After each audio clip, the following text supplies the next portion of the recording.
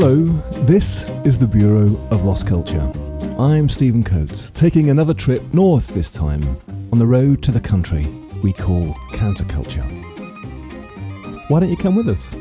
You can sign up and get a ticket to ride at bureauoflostculture.com, where you can find all our journeys. You can get in touch, get our newsletter, and even put some fuel in our tank to propel our future wild endeavours.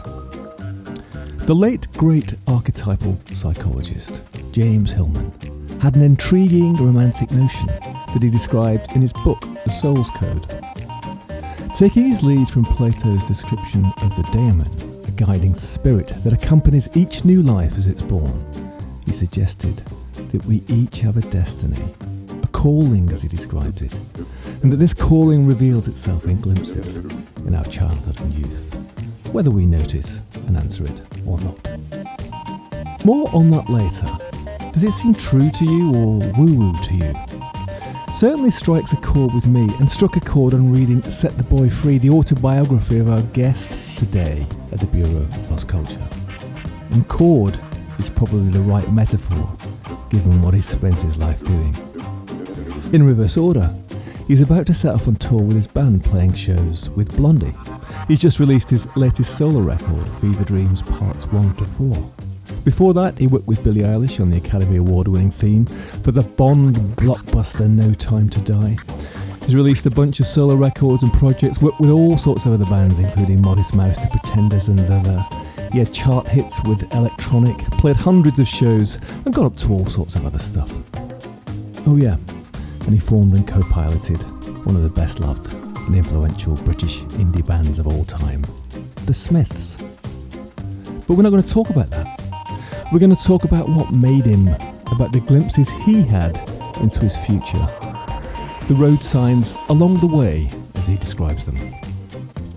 And along the way, we're going to talk about growing up in an Irish immigrant community, about the significance not only of books, records and clothes, but of bookshops, record shops and clothes shops in youth culture.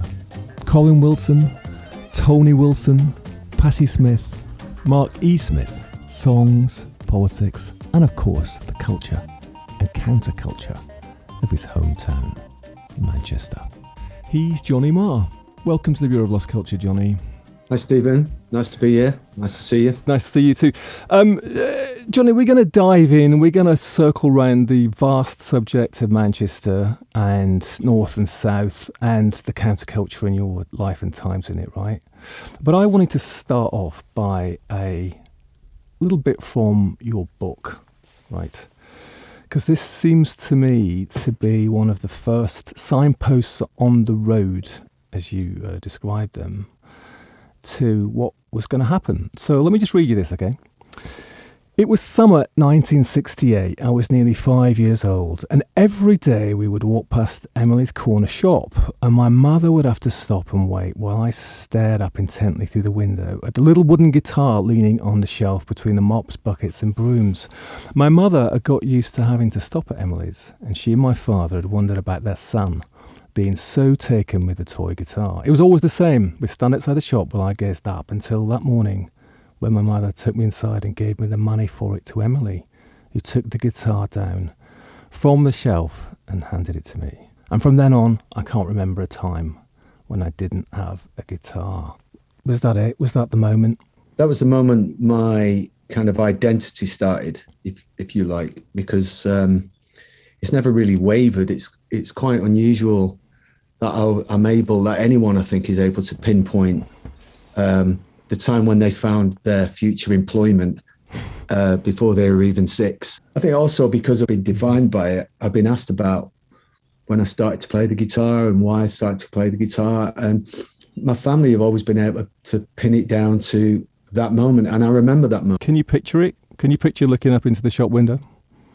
Yeah, well, it was a very, very hot day, the kind of weather that Mancunians used to say, crack the flags, paving stones. For the weeks leading up to that, seemed like months, but it'd just be a couple of weeks when we walked past this little store.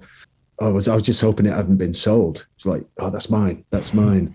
So the odd thing about it, I guess, was that I didn't have any indications that of what a guitar was about. It wasn't like at that age, obviously as a little kid, 5, it was a toy, but it just used to call me, really. There's something that I can't really explain about my attraction to that instrument that goes beyond wanting to be famous and all of that kind of stuff. Maybe he's a little esoteric, maybe he's a bit mystical. Yeah, I mean, I mentioned James Hillman, the archetypal psychologist, and he wrote that book about 15 years ago now, The Soul's Code. He talks about this thing, but it was based on Plato's idea that we have a daemon, a kind of guiding spirit, which we come into the world with. But James Hillman talked about it as, rather than career, as one's calling, and that sort of in some way kind of mysteriously already exists, and then you get these, as you call them, signposts on the road. Well, interestingly enough, I don't know whether you've seen the Ken Burns Muhammad Ali documentary that's just been released. Fascinating. I've been a fan of Ali's all my life, really. But his introduction to boxing was a similar thing in that, okay, he'd had his bike stolen, and he went to report it to a policeman who was downstairs in a boxing gym. His recollection of it, as he immediately walked in the gym, the smell in there and the sound and the atmosphere, he knew what he wanted to do straight away. So it was beyond, I want to go and beat up the guy who stole my bike. It was his senses went into overload, and he had this calling. And then if anyone was ever destined to do what they were going to do, I suppose, is Muhammad Ali. But right, yeah. So funny enough, I was aware when I was writing the book that these signposts crop up. I didn't plan it, but in terms of my life story, whether I had got the chance to write a book about my life or not, I am someone who is aware that I have had these moments that not only have been fortuitous, but that I was quite aware of them as they were happening, and because some people could be dismissive of it. But then again, I know that Colin Wilson is a name that's cropped up on your podcast a few times. When I've read about peak experience and Richard Buck's cosmic consciousness and things like that, this is stuff that I can sort of testify that in my life there are those moments. Right. This is a significant moment. I suppose in those moments one's got a choice about whether you're going to act on it or not, which is, it's not just that the moment happens and that's it. You still got to choose in some way, right? So we're going to come back to that, because there are quite a few choices that you make along the way.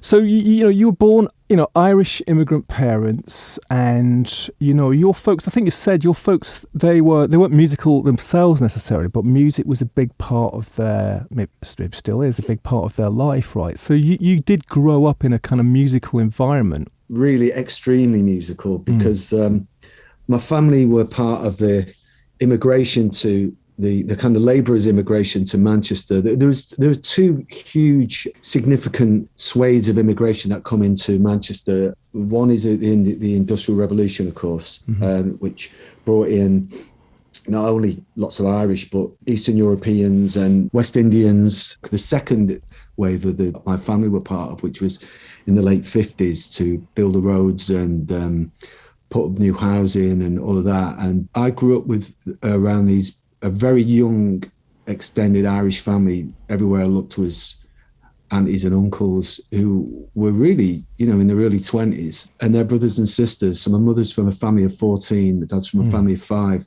Mostly moved over en masse to this area of just outside of Manchester city centre, where the Apollo Theatre is. And we all live within streets of each other. So my memory of that is people coming in and out of the house day and night. And when I was off school, my aunties would be coming in and out during the day, and they were young 60s women. There was all of this musical activity because those young Irish young adults who were starting families, they were all music freaks. They brought over loads of records. They were into country music, a lot of up-tempo stuff. They brought over rock and roll with them, which almost was a bit like retro then, really, the Eddie Cochrans and the Everly Brothers. But I watched this obsessive behavior about records, playing a 45 15 times in a row, which is something that I do now with playlists if there's something I like.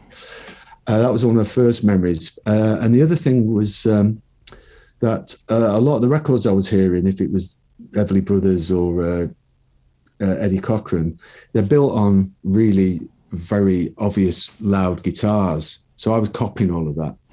So yeah, I grew up around this very youthful, exuberant party culture, really, because there was a lot of socializing going on in the house. any night of the week. Because I mean, this was the 60s, but obviously you're just a little kid. We're going to talk about counterculture, but that doesn't really apply here, does it? Because it's a different, when you're a kid, it's just culture, isn't it? Or it's just the world, right? So what was Manchester like? I mean, what was your little person's view of it? I had a sort of awareness of, or an attraction to people who looked a little different and maybe behaved a little different. One of the things about my background, my parents just let me be independent. My playground, if you like, was the Manchester City Centre when, in the evening when the shops were closed. Something that happened which was very significant for me. So there was a lot of scooter boys and skinheads who used to hang around. And I used to watch these people.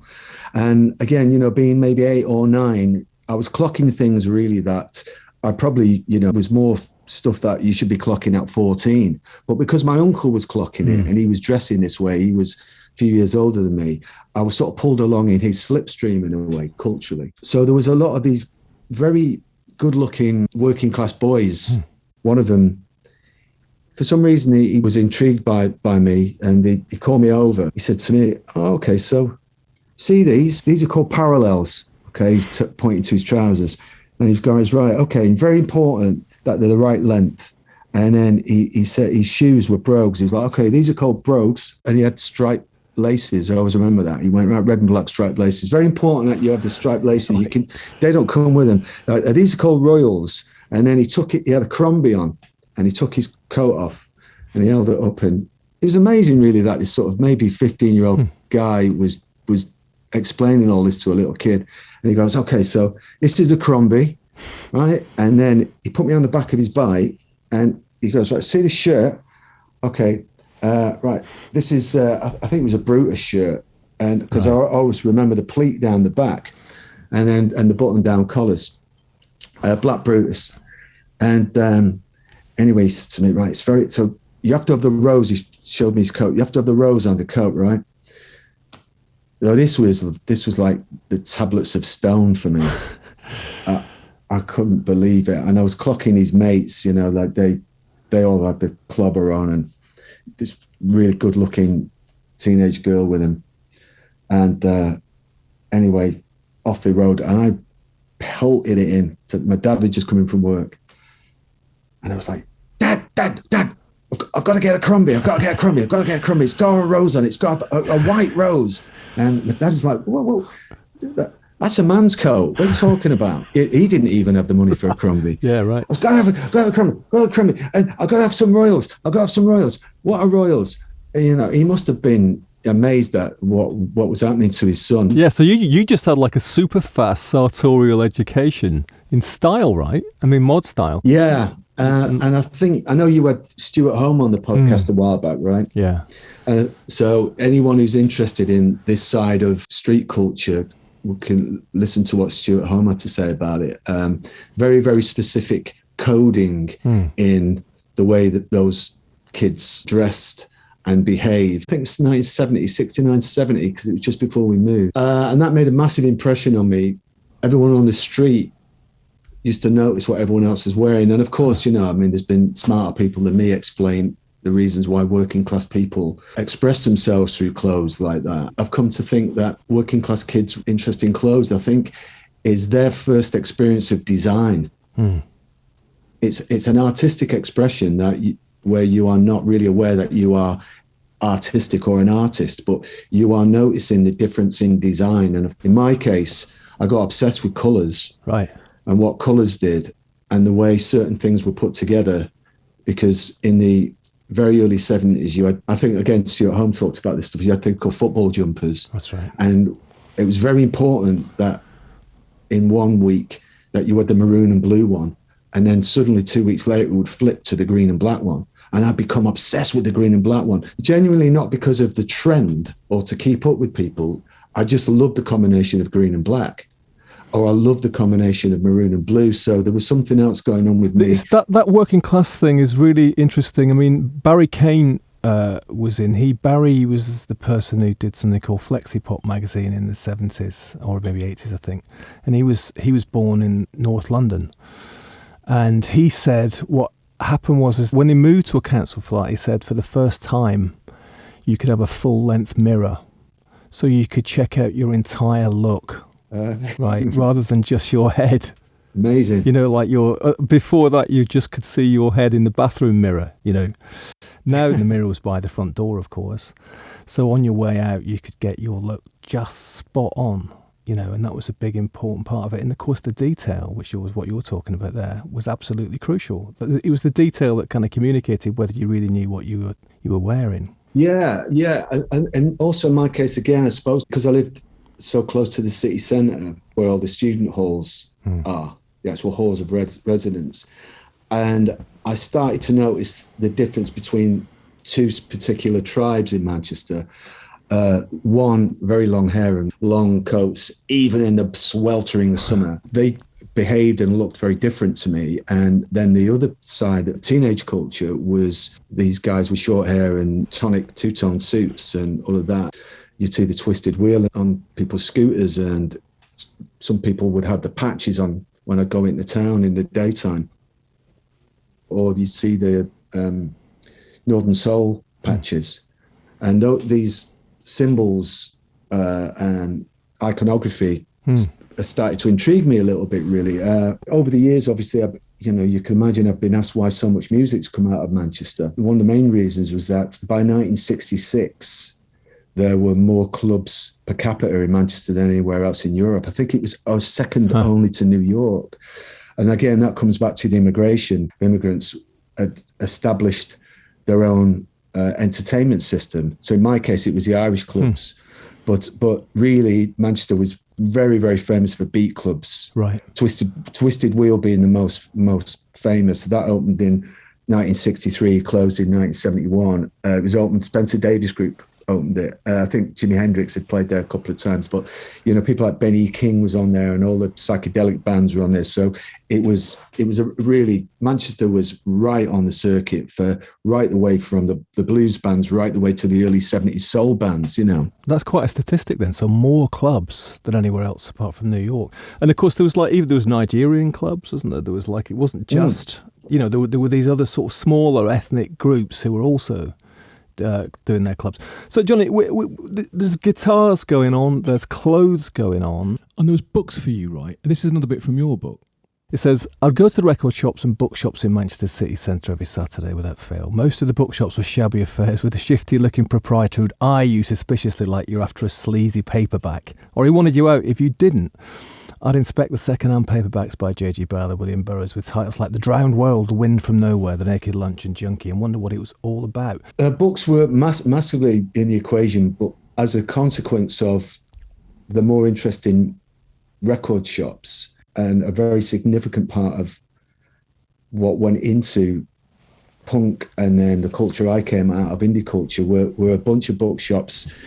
One was Paper Chase, another one was Grassroots. There was a very significant place called House on the Borderline. I would go into town either when I started to bunk off school or religiously on a Saturday. I'd go in all the regular record shops, of which there were loads, but we'd always make a beeline for these shops. And there was definitely an awareness of something going on. And again, I was clocking older kids. There was either kind of very quite sleazy loner guys who had nothing to do with music, who were loitering around these kind of pulpy, porny, kitschy paperbacks. There was always some interesting boys, people like Dave Morris, the drummer in New Order, or Marky Smith from The Fall, or Ian Curtis. He plays a very, very, very significant part in Manchester counterculture history for all the obvious reasons, but just being around these older kids. This was probably 75, 76. Bowie was the Lord. Bowie was God. We were all getting our messages from Bowie, from his interviews and from codes that he was leaving in his record. So, for example, the Jean Genie, that was a little pun on Jean Genet. You wanted to know who Jean Genet was, And then, of course, there was a undercurrent of gay culture in that. I remember Paul Morley saying Bowie's like an advent calendar. Every little door you open, you go, oh, there's William Burroughs. Right. There's Kraftwerk.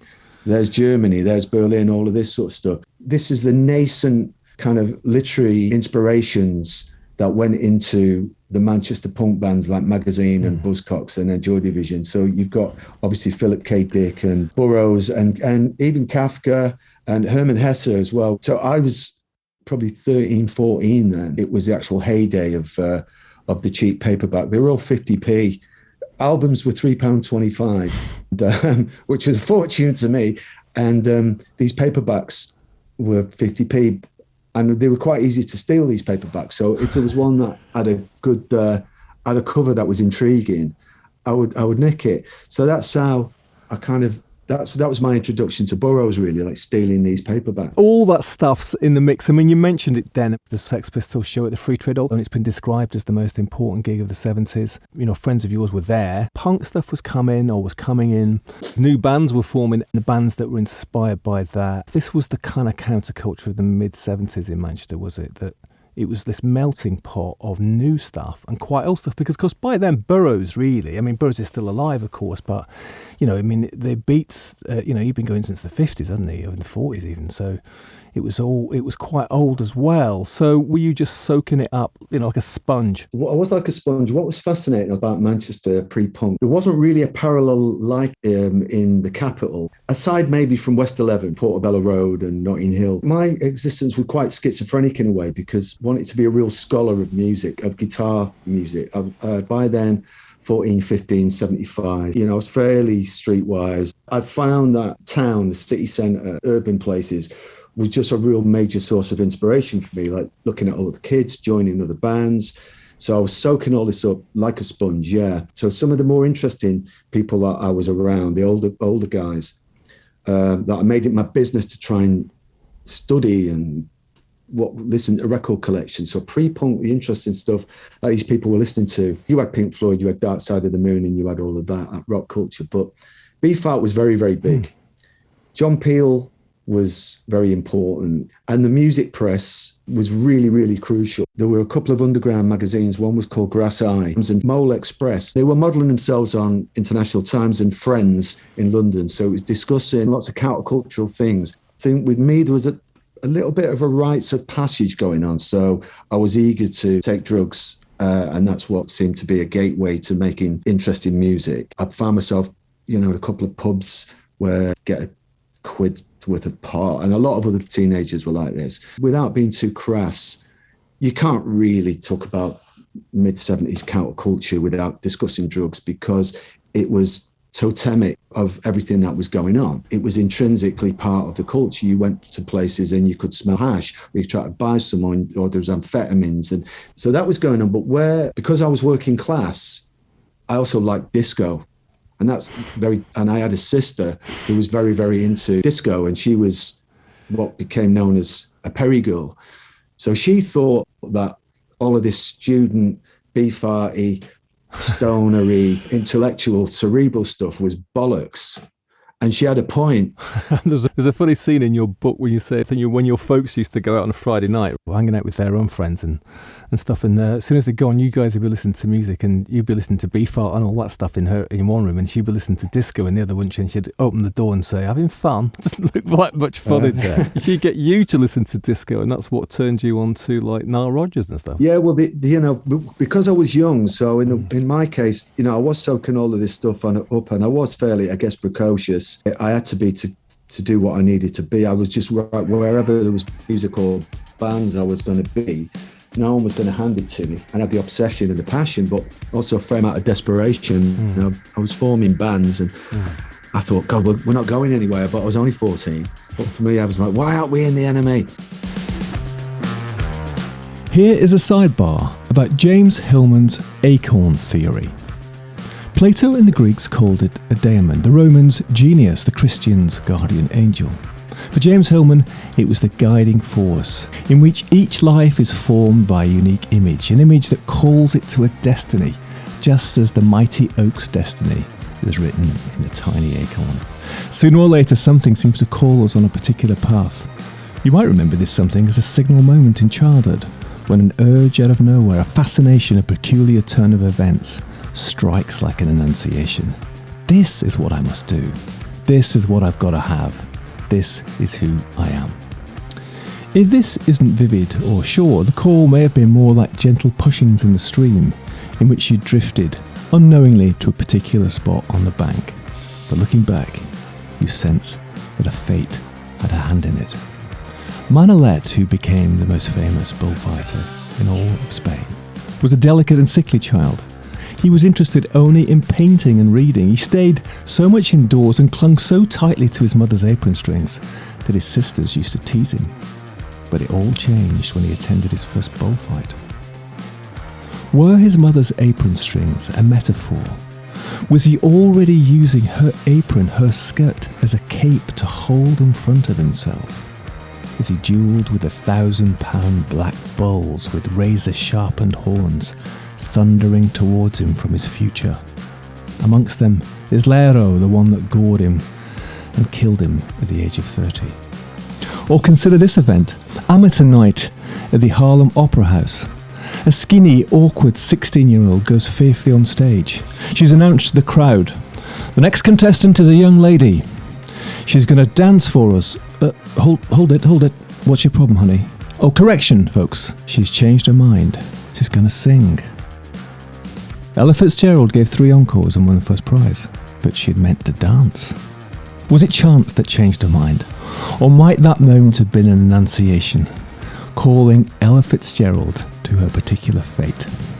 We are born with a character, it's given, a gift, as the old stories say, from the guardians upon our birth. I wasn't too old to go to youth clubs. Youth clubs were still playing the banging glam rock. They'd be playing like Rebel and whatever, T-Rex tracks were going, but they played a lot of disco and there was beautiful girls there and hip, switched on lads. So when the Smiths came out with our first hit singles, that's why I kind of looked the way I did, because I was sort of going back really to the Perry boys and Perry girls of the youth clubs, kind of a little bit 60s-ish. So I was able to bring that into the aesthetic of the Smiths. Really, I was trying to morph myself into my sister and her friends, really.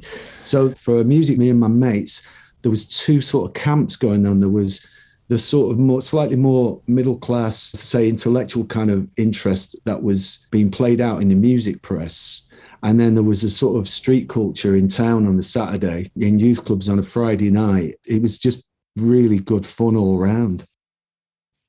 It's quite interesting, this thing about class and counterculture, isn't it? Because, it's been apparent interviewing people on this show that what's often thought about counterculture in London, was quite a middle class thing in the 60s. But as the 70s come and it moves more into street culture, youth culture, and of course in the UK itself, the whole social scene got darker, which is one of the things, that punk came out of that, right? Very important thing about the punk explosion was that there was already a group of older, usually men, not always though, when you think of Vivienne Westwood, who had been countercultural throughout the 60s. So you got Malcolm McLaren in the South, Vivienne Westwood, Bernie Rhodes. They were aware of situationism and they'd been to art school and they are intellectual.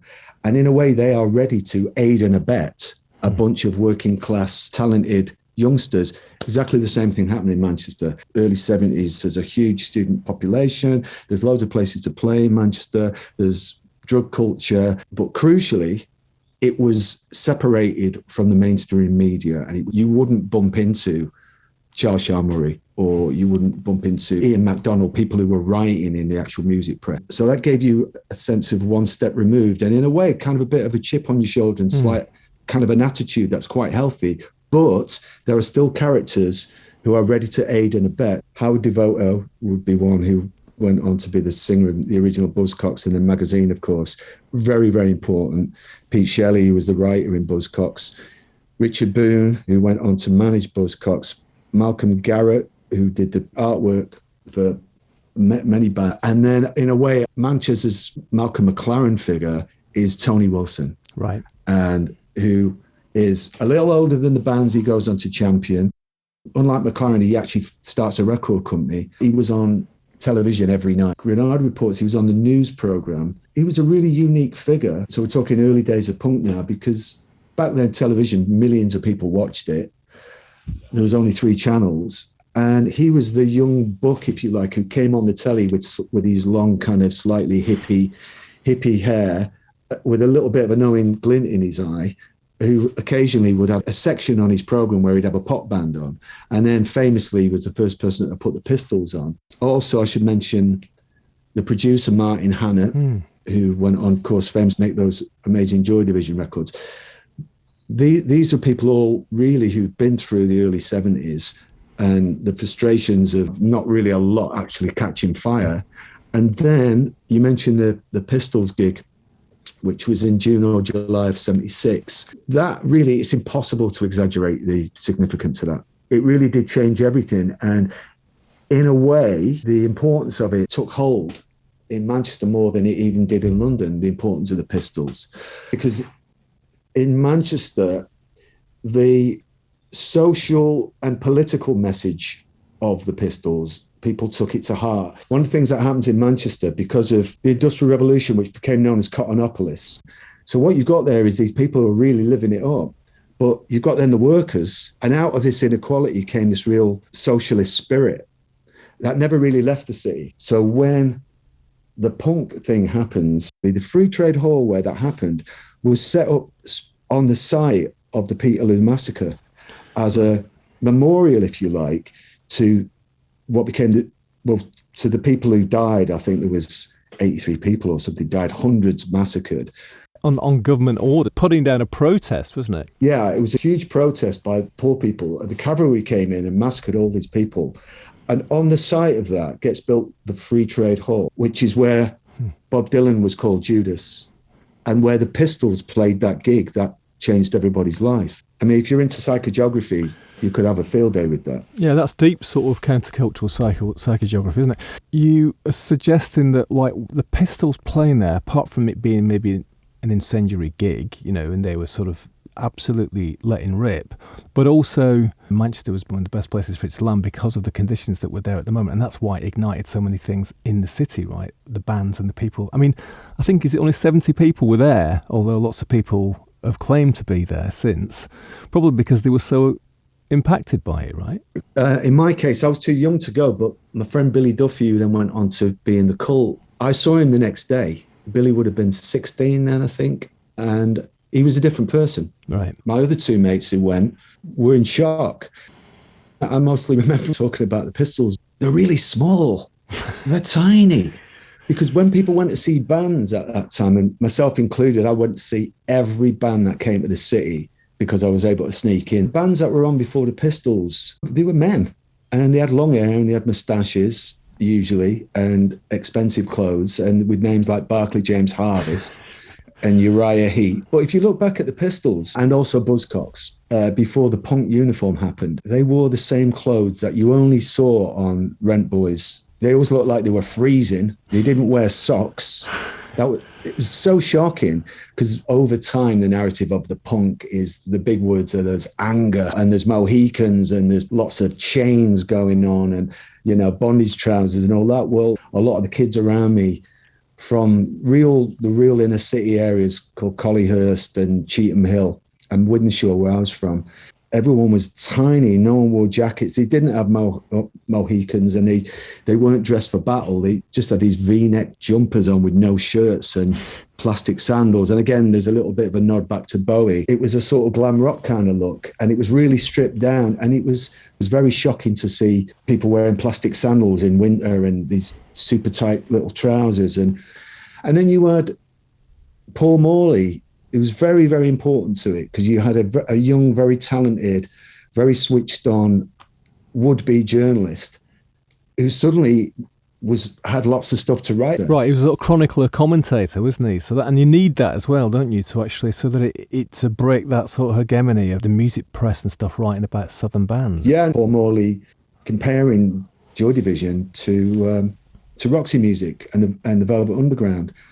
And 50 years on almost, he was right. So it wasn't just musicians who wanted to pick up a guitar and play three chords that were liberated and inspired by that Free Trade Hall gig.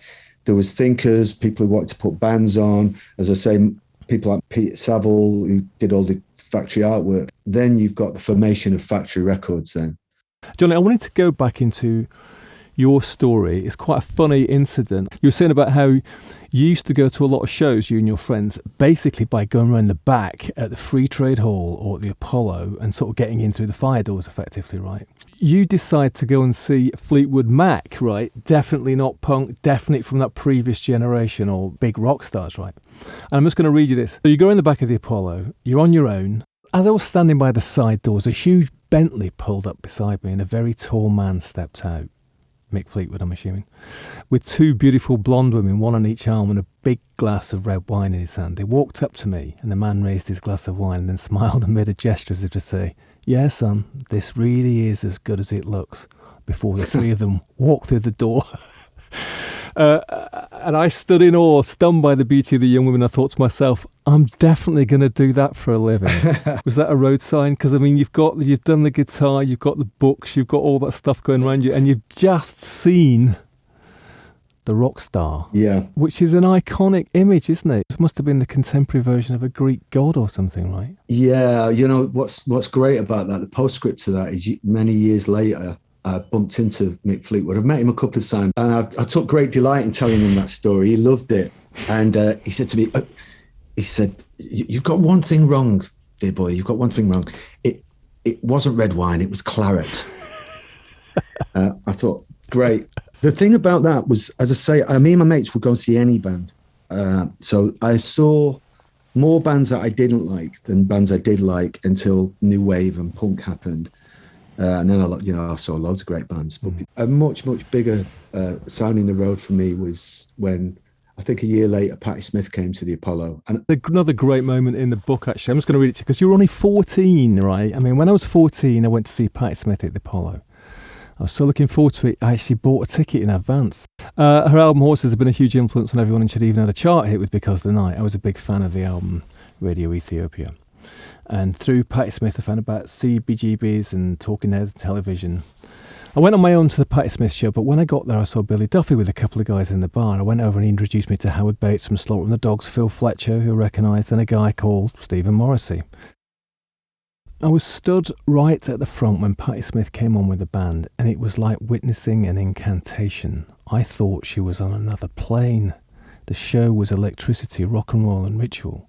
And the stage seemed like a different dimension, one I knew I had to live in myself. The next day, the world felt different. That was a very big sign, wasn't it? Yeah, and, to get back to what we were talking about earlier, I was aware it was one of those Colin Wilson moments. And I remember looking up, stood right at the very, very front with this feeling almost like all your consciousness, is as wide as it can be, is this window frame, and Patti Smith and her band are in it, or through it. That was what the stage was like to me. From the minute they hit the stage, as I say, it was like an incantation and ritual.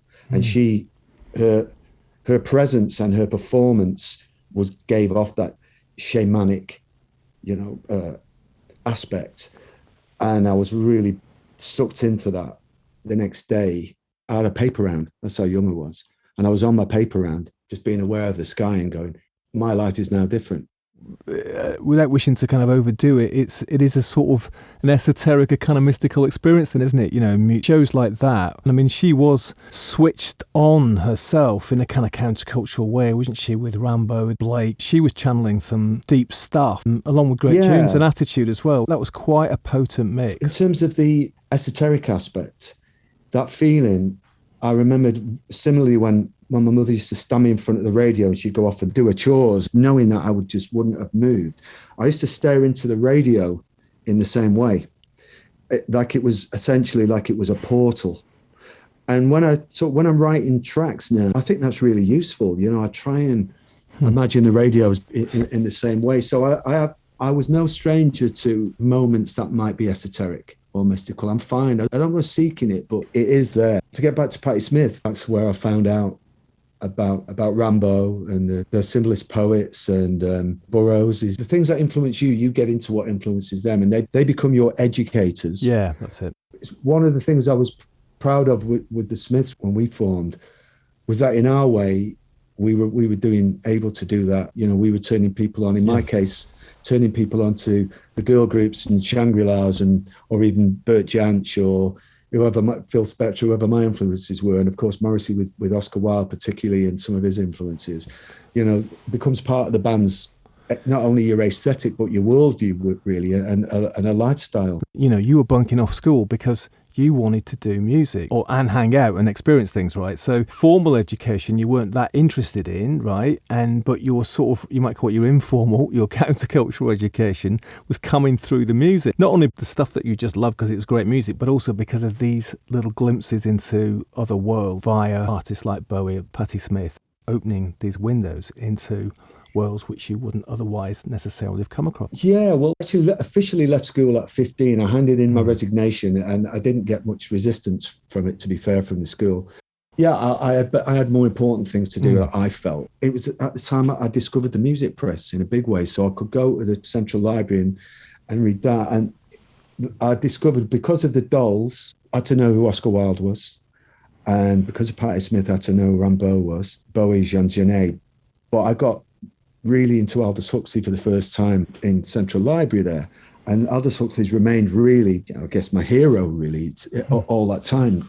I wanted to learn, And yeah, so pop culture, as you said, was a real enabler. And I wanted to move on to another, what I seemed like possibly a sort of signal moment, a road sign for you. And it's got both elements of humour and romance in it, which is that you get a job because you need to get a job, and you're filling shelves at the co-op, but it doesn't work out, and you get sacked. And they have this ritual when you got sacked from the co-op in those days.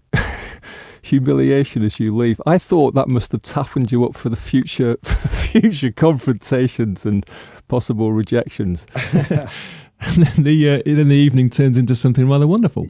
I had a job on Thursday, Friday night, stacking shelves in this co-op, which I hated. I hated it because there was a woman there called Madge.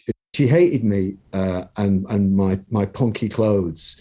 And it was snowing and there was a bus strike. So I had to walk it all the way to this job I hated on a Friday night.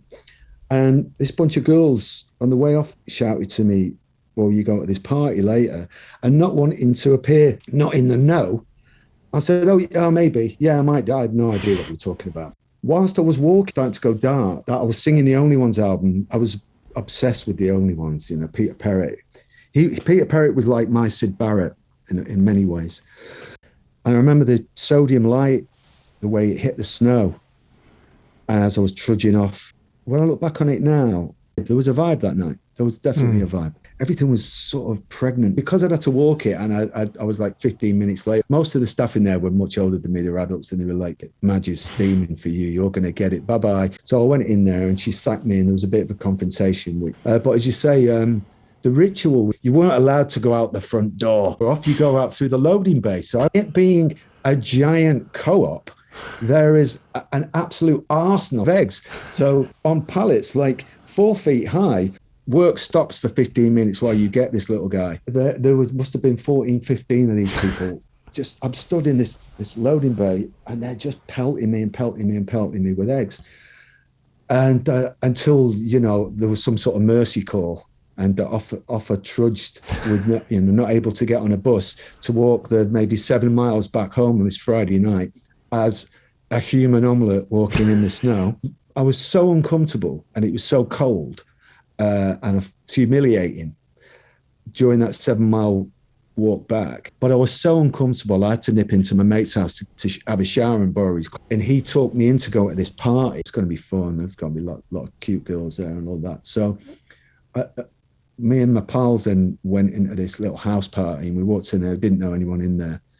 And within 5 minutes, 10 minutes, I saw this vision, most beautiful girl I ever seen. The rest is history. I'm absolutely besotted with her from that moment. And I turned to my mate, who was the drummer in my band, Bobby Durkin. I said, I'm going to marry that girl.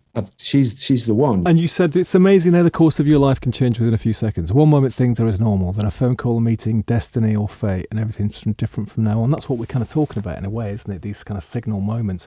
And, you said like rest is history, and you talk later, when you're together, but So the early days of finding each other were magic for me and Angie.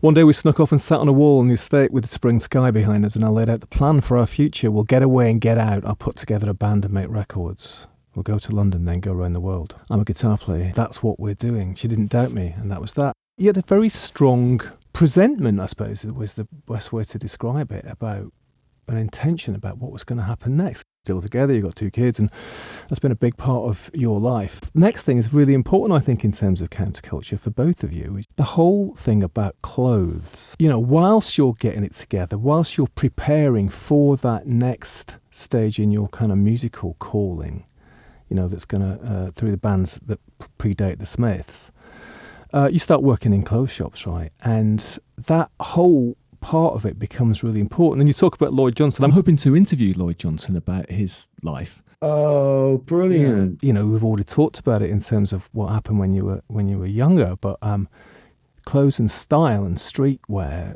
was a really important part of it for you guys, right? 100%. Yeah, I mean, as it had gone back to, like, when we first started talking, it had gone back to that incident in 1969, 1970 with the Suede Head boys on the bikes. Yeah.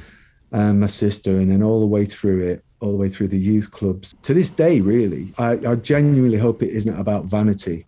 It's to do with design, really, and aesthetic. That period when Angie and I first get together, there was a sort of archetype of what a guitarist in waiting would do. My friend Billy Duffy, who'd moved from Manchester to London, he was working in Johnson. But part of that archetype, as Billy knows, was working in a clothes shop. I mean, you know, the Pistol story is the same. There are obvious reasons for that. One, you stand around chatting about music and clothes whilst listening to compilation tapes. I thought, well, yeah, I can definitely do that. But also with my passion for clothes and Angie's interest in clothes as well. It's one of the things we had in common. Well, you know, I needed money. You know, I had a conversation with John Lydon. He's also the oldest of 3 Irish kids. He has a similar feeling about that. Something about the oldest kid and be in a working class family, you know, you weren't going to be signing on the dole. The first job I got was in a kind of streetwear sort of shop. It had that kind of Perry Boy thing. It wasn't rock and roll. The clientele were more kind of disco-y and footballery, still as sharp and still as obsessive, but didn't really suit me. They weren't really letting me have an influence. I kind of got asked or invited to go and work in, I guess it was a kind of proto-goth sort of shop called Aladdin's Cave. That was really quite interesting because for a start, the music was Kraftwerk. A big record for me was Magazine, The Correct Use of Soap. The Cramps, and this is a fascinating time in itself, post-punk, pre-indie. There's magazines like The Face starts, there's change in the technology, so a lot of bands are sounding kind of different. You've got bands like Simple Minds coming out, still under the radar though, still flying the flag for alternative thinking. A big part of that is German ideas. Again, Bowie reigns supreme. It's all about Bowie's trilogy of albums. Therefore, Kraftwerk are starting to be very influential, so you hear that in the sound of bands, and then that goes into the New Romantic period. But Angie and I had a connection to the King's Road, really probably most strongly because of Billy Duffy, and a real love of Johnson's clothes. Now, our boss was blacklisted because he used to copy King's Road clothes. He would take them and copy them, and we didn't like him very much. And he made a big mistake, trusting me to go undercover, go into these shops because I was clued up and I was likable, I guess. I had a good reputation, I suppose, to go and buy stuff and then come back with these bin bags full of clothes. Which he would then sort of make knockoffs of. That was his intention. But I hated him and I really loved Lloyd Johnson. So Angie and I, as a ritual every couple of weeks, 5:30 a.m, have some chemical replenishment, get to Piccadilly train station with this blank check from our ne'er-do-well boss, get down to London, walk up Sloane Street like we were walking towards Mecca. Me looking like a mini Johnny Thunders and her looking like a 16-year-old Susie Sue. Nip into Robot and Boy, which was Seditionaries, and we'd look at what was going on there, and then we'd head into Johnson's. And when we'd go there, Lloyd would sometimes be in there and he'd say, "Oh, here they are, the 2 little lovebirds. Look at them. How are you doing?" From the very first time we went in there, I just didn't have it in me to con him. I just no way you're going to kind of rip off all his clothes, right? I went, "Lloyd, listen, we've been sent on this reconnaissance mission. what do we do? And he was like, oh, don't worry about it. So we used to fill these bags full of stuff that Johnson's couldn't sell.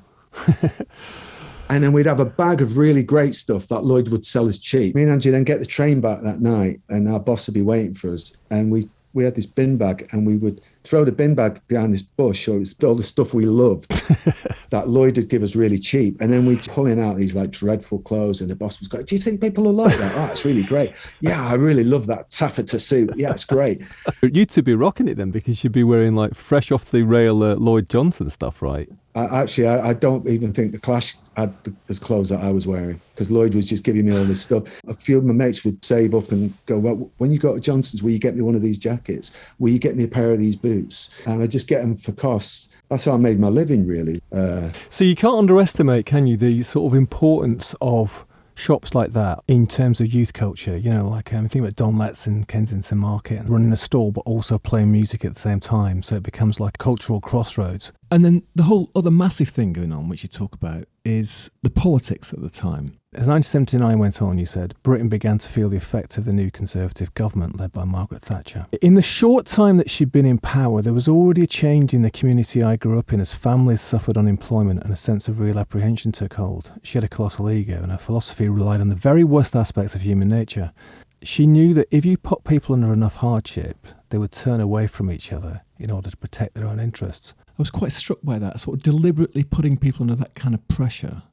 And Manchester, of course, much more so than the capital. Yeah. There's no such thing as society, she famously said, right? That's right. It put politics right on the front line, didn't it, for a lot of people? The generation that I come out of, I think, had no choice but to be political. And then the bands then that were formed by those people, I guess Depeche Mode, The Cure, New Order, Echo and the Bunny, many more bands, we didn't even really need to discuss our political allegiances because it was completely explicit and implicit in being in a band. You had a common enemy.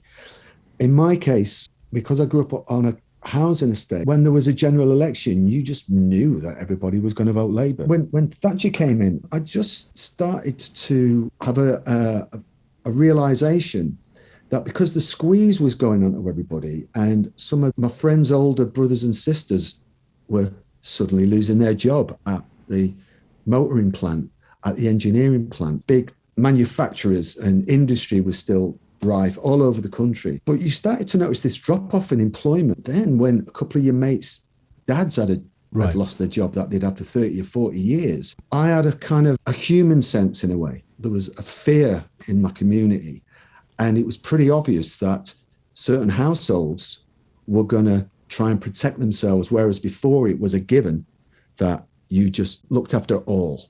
You did the best for the common interest. As you say, there was this kind of movement, the Red Wedge bands of your generation, you know, overtly started to kind of be political, not necessarily with the song content. Some of them were, some of them weren't. Billy Bragg was, but not everybody was. But there's that Woody Guthrie thing, isn't there, about, you know, he put that sticker on his guitar saying, "This machine kills fascists." There was that sort of idea of the guitar as a sort of countercultural protest device as well, wasn't there? And through the sort of energy of music that you could kind of fight those oppressive forces. You know, you're absolutely right. When the Smiths started touring in earnest, I knew who our audience were. I can tell you that we all had those very same concerns. Everybody knew we were all on the same page against the government. There was no way around it. It's more difficult, I think, now to be a political songwriter. I mean, you know, just in terms of lyrics and stuff, it's maybe not the best media, but I thought we could have a listen to something that you did in 2017.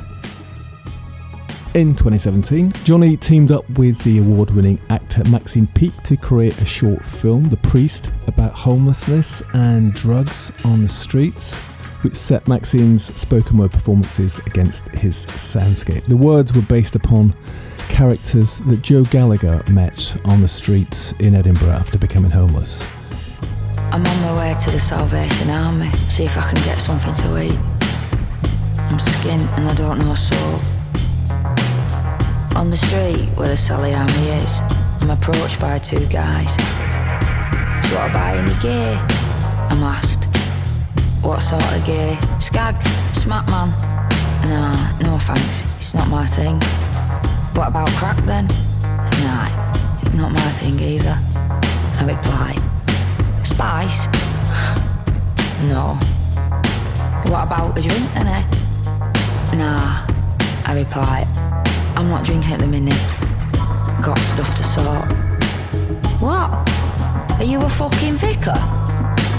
Laughing, they make their way onwards, leaving me to scrounge a bit of breakfast at the Sally Army. The following day, I'm on my way to another place that provides food for homeless people. I come across the same two guys. They see me, and one says to the other, "Watch out, it's the priest." They stand in a prayer stance. I look round. There is no priest. It's interesting you say that music might not be the best medium for it, because it is tricky. However, one of the gifts being a songwriter gives you is you can put messages into pop songs. I had Billy Bragg on. What he said was that during the Red Wedge time, or the time we were talking about, is that really there is only music as a kind of vehicle for young people to kind of have a common voice. Whereas now there are many other ways to do that through, say, social media, you know. So it's not necessarily that you can't do it through songs and music anymore, but it's that there are other ways. But Johnny, going back to the time just before the Smiths, all this stuff's going on. You're working in clothes shops, you're at Angie, you're reading books, but of course your craft is coming on, you're in bands. There was one other moment which I don't know if it is a signpost on the road, but it's when you talk about seeing the film about the songwriters, Lieber and Stoller, right? And they seem to me to be able to bracket the counterculture in some way, because this is a songwriting duo that wrote Hound Dog and Jailhouse Rock, right? Guys with guitars. They also wrote Is That All There Is in 1969, you know. For me, one of the greatest existential songs ever written, right? Yeah. For you, whether that kind of brackets your music, you know, because at one end you've got that raw rock and roll thing, and then at the other end you've got the more existential, thought-provoking stuff like we heard with Maxine then. Right. Yeah, that's interesting. The Lieber and Stoller, it was a life-changing moment. Rock and roll plus Is That All There Is? Well, it covers really quite a lot of... It certainly does, yeah. I think what you described there is breadth of what popular culture can be, and certainly was in my formative years. What you take from a song, a band, an artist, a photograph, an album cover, an exhibition can really inspire you for the rest of your life. And you can keep that flame burning, and it can define you, and it can inspire you, and it can inform you. And in my case, I can't imagine a time when I'm not drawing from that. Hail, hail, rock and roll, I guess. Hail, hail, rock and roll. Johnny, we are going to have to end. I mean, we just got you to the door of the Smiths. And often in rock and roll and pop, musicians are expected to get it right and then keep doing it rather than keep moving. And you've kept moving. You've done a lot of stuff. You're not overground, you're not underground, as Mark Smith said about the Fall. You've worked with the biggest, Hans Zimmer, Billie Eilish on No Time to Die, you know, which got an Academy Award. You've done the underground stuff. But the thing about being not underground and not overground, I've always felt like gate crashing the mainstream. Well, I think maybe some people listening to this might recognize this. If you're someone who at about the age of 13, 14, for whatever reason, maybe it's a sibling or a teacher or something you've read, plants that seed of suspicion with the mainstream, it never really leaves you. So I want it all, really. But you can sort of take the lessons of the post-punk generation and make interesting music that sometimes crosses over, and I'll take that. That's fine by me.